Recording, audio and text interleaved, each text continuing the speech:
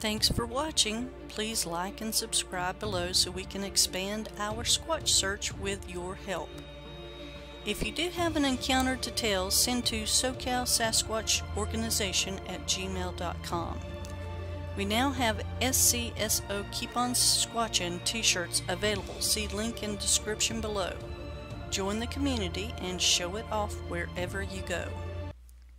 Report number 57401, Class Alpha.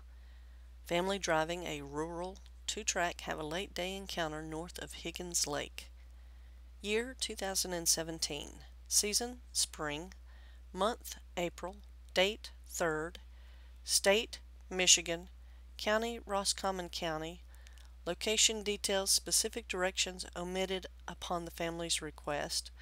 Nearest town Higgins Lake. Observed. We live in Michigan near a national forest. One evening my two 18-year-old daughters and I took my pickup down a 2-track looking for rocks for our fire pit we were building. It was light out with a light rain. We were coming up over a ridge on the trail, and when we were starting down, a huge Bigfoot ran across the trail in front of us. We all saw it well.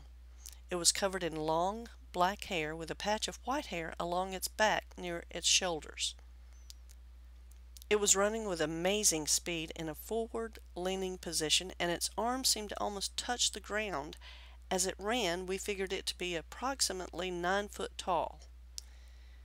We could clearly see legs, arms, hands, head, muscle definition throughout its body, even with long hair.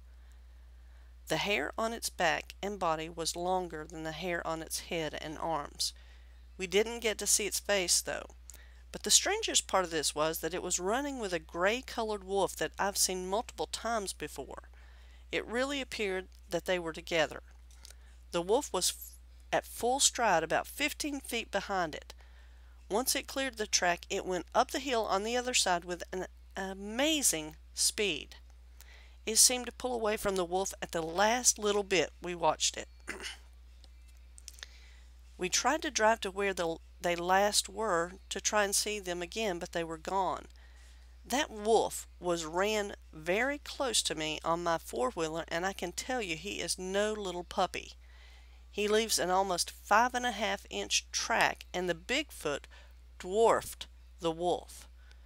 The next day I went back to look for prints, but the 14 hours of heavy rain overnight ruined any prints there might have been.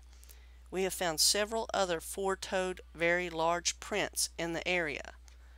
A local BF researcher came out to investigate the area and was impressed with what is called tree structures. There was a couple found like a teepee style, and one is very large, but the trees are upside down. Weird.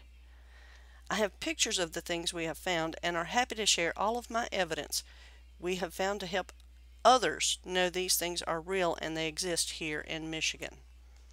Also noticed, the speed at which it was able to move was just amazing, and the wolf running with it like a pet was very strange.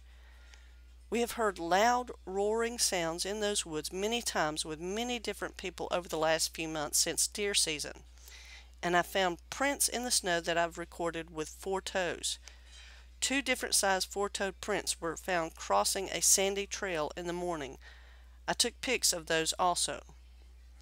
Other witnesses, yes, my 18-year-old daughters, we were riding in the pickup looking straight ahead down the trail when it crossed.